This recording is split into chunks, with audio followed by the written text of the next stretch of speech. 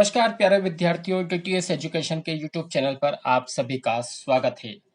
आज हम फिर लेकर आए हैं आपके लिए एक नया वीडियो योगा एंड मेडिटेशन, जो कि स्नातक प्रथम वर्ष के सभी विद्यार्थियों के लिए अनिवार्य विषय है और उसी के कुछ महत्वपूर्ण अति महत्वपूर्ण परीक्षा उपयोगी प्रश्न की सीरीज, पहली सीरीज के सेकंड पार्ट में हम लेकर आए कुछ महत्वपूर्ण 10 प्रश्न, जिसमें उन प्रश्नों के साथ उनके उत्तर भी दिए जाएंगे। साथ में उन प्रश्नों से और कैसे प्रश्न बन सकते हैं उसके ऊपर भी हम लोग चर्चा करेंगे। तो अंत तक वीडियो पर बने रहिएगा और पूरी ध्यान से वीडियो को देखिएगा, क्योंकि आने वाली परीक्षाओं के दौरान यही प्रश्न आने की संभावना पूरी पूरी बनती है आपकी परीक्षा में। तो आइए शुरू करते हैं। प्रश्न क्रमांक 11, अहिंसा भाग है। किसका भाग है? 4 विकल्प दिए हुए हैं आपको, यम का, ध्यान का, प्रत्याहार का या नियम का। तो महर्षि पतंजलि के अष्टांग योग से संबंधित अहिंसा, और उसमें भी किससे संबंधित है? यम से। यम के 5 भाग बताए हुए हैं, अहिंसा, सत्य, अस्तेय, ब्रह्मचर्य और अपरिग्रह। ध्यान भी बहुत तरह के ध्यान बताए हुए हैं। प्रत्याहार में इंद्रियों का नियमन करना प्रत्याहार है, और नियम भी 5 बताए हुए हैं। कौन कौन से? शौच, संतोष, तप, स्वाध्याय और ऋषि प्राणिधान। तो इस तरह से भी क्वेश्चन आ सकता है ना। तो शौच कभी इसकी जगह शौच पे आ जाएगा तो उसमें नियम हो जाएगा, लेकिन इसका सही आंसर हो जाएगा यम। प्रश्न क्रमांक 12, अष्टांग योग में प्राणायाम का क्रम है। अष्टांग योग में प्राणायाम का क्रम कौन सा है? तो अष्टांग योग महर्षि पतंजलि ने बताया, उसके 8 भाग कौन कौन से बताए हैं? यम, नियम, आसन, प्राणायाम, प्रत्याहार, धारणा, ध्यान, समाधि। तो जब हम इस तरह से क्रम से चलते हैं तो प्राणायाम का क्रम आता है चौथे स्थान पर। अतः चौथे स्थान पर कौन सा होगा? प्राणायाम होगा। या ऐसा भी कई क्वेश्चन आ सकते हैं कई बार कि प्राणायाम के बाद क्या आता है, प्राणायाम के पहले क्या आता है ना। या दूसरे प्राणायाम की जगह और कोई आ जाए, ध्यान आ जाए, समाधि आ जाए, यम आ जाए, तो वैसे भी आपको क्वेश्चन याद होना चाहिए। इसलिए क्रम से सारे 8 अंग आपको याद होना चाहिए। अगला प्रश्न है प्रश्न क्रमांक 13, अष्टांग योग का अंतिम भाग है। अंतिम भाग, अभी हमने 8 भाग कौन कौन से बताए? यम, नियम, आसन, प्राणायाम, प्रत्याहार, धारणा, ध्यान, समाधि। तो 4 ऑप्शन कौन कौन से दिए हैं विद्यार्थियों इसमें? ध्यान, प्राणायाम, धारणा और समाधि। तो सबसे अंत में हमने बताया समाधि। अब इसी की जगह अगर सबसे पहला पूछ ले कि सबसे शुरुआत का भाग कौन सा है या शुरुआती अंग कौन सा है, तो यम हो जाएगा, है ना। या कौन से क्रम से, अभी पिछली बार जो क्वेश्चन गया तो उसी से ही रिलेटेड है ये। तो अष्टांग योग आपको याद करना ही करना है क्रम से, और कई तरह के क्वेश्चन उसमें बनते हैं। चलिए अगले प्रश्न पर हम लोग चलते हैं। प्रश्न क्रमांक 14, अष्टांग योग में धारणा से पहले है। अब देखिए, धारणा से पहले आ गया वापस। कौन कौन से ऑप्शन दिए उन्होंने? प्रत्याहार, ध्यान, प्राणायाम या फिर समाधि। तो हम जब वापस से देखते हैं, यम, नियम, आसन, प्राणायाम, प्रत्याहार, धारणा, ध्यान, समाधि। तो ध्यान के पहले क्या बताया उन्होंने? धारणा, ध्यान, समाधि। तो प्रत्याहार। तो इसका सही आंसर क्या हो जाएगा? प्रत्याहार। जैसे हम क्रम से चलते हैं, यम, नियम, आसन, प्राणायाम, प्रत्याहार, धारणा। तो धारणा से पहले पूछा है तो धारणा से पहले आ जाएगा आपका प्रत्याहार। अगर धारणा के बाद पूछा जाता तो ध्यान होता। इसका सही आंसर हो जाएगा ऑप्शन ए, प्रत्याहार।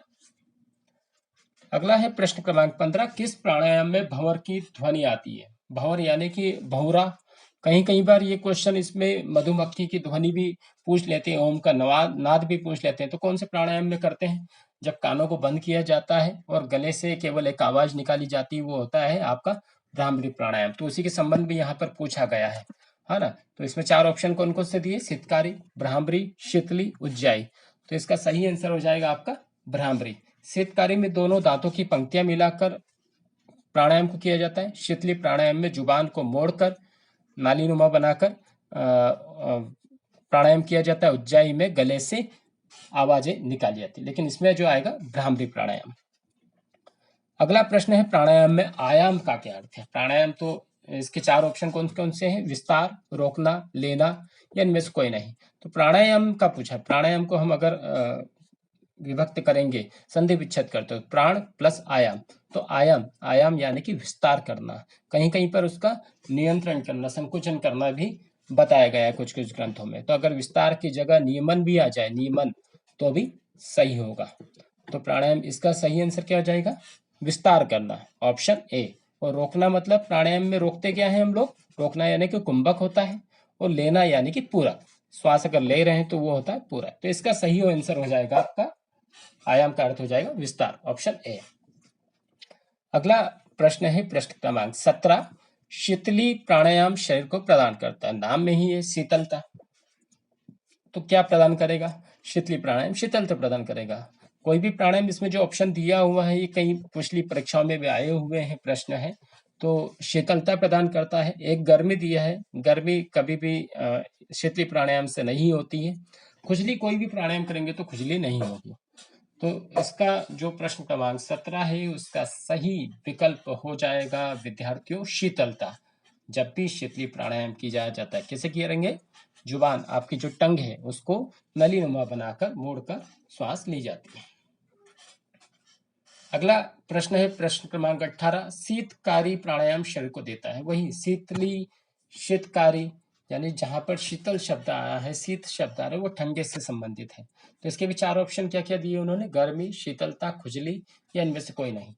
तो इस प्राणायाम को करने से भी शीतलता मिलेगी। कैसे करेंगे दोस्तों, दोनों दांतों की जो पंक्तियां हैं ऊपर और नीचे की, उसको दबाकर आपको श्वास लेना है। दोनों पंक्तियां एक दूसरे से मिलाकर, जिस तरह से हम किसी को दांत दिखाते हैं, है ना, आपने किसी बंदर को देखा होगा दांत दिखाते हुए, इस तरह से दांतों की पंक्तियां मिलाना है और मुंह से ही सी करके श्वास लेना है, वो होता है शीतकारी प्राणायाम। तो इसका सही विकल्प हो जाएगा ऑप्शन बी, शीतलता।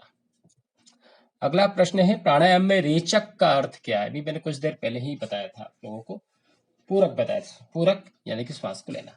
तो प्राणायाम में यहाँ क्या पूछा उन्होंने, प्राणायाम में रेचक का अर्थ क्या है, श्वास छोड़ना, श्वास लेना, श्वास रोकना। तो प्राणायाम में 3 चीजें होती हैं, श्वास लेना, श्वास रोकना और श्वास छोड़ना। श्वास लेने को बोलते हैं हम पूरक, श्वास रोकने को बोलते हैं कुंभक, और श्वास छोड़ने को बोलते हैं रेचक। तो इस प्रश्न का सही विकल्प हो जाएगा, प्राणायाम में रेचक का अर्थ है, रेचक यानी कि श्वास को छोड़ना। तो इसका सही विकल्प हो जाएगा ऑप्शन ए, श्वास छोड़ना।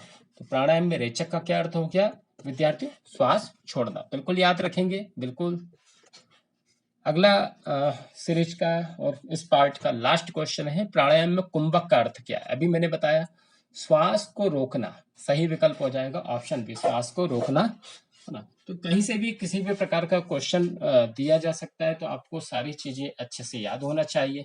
आशा करता हूं कि आपको ये वीडियो पसंद आ रहे होंगे, और पूरी कोशिश कर रहा हूं मैं आपको अच्छी से अच्छी जानकारी दे पाऊं, और परीक्षा उपयोगी अति महत्वपूर्ण प्रश्न का समावेश हम इन वीडियो में कर पाए। तो आप अपने अपने मित्रों में और शेयर करते रहें। अगर यूट्यूब चैनल को हमारे को अभी तक लाइक नहीं किया है, शेयर नहीं किया है, सब्सक्राइब नहीं किया, तो जरूर सब्सक्राइब कर लें, साथ में ही बेल आइकन को भी दबा दें। बहुत बहुत धन्यवाद इस वीडियो पर बने रहने के लिए।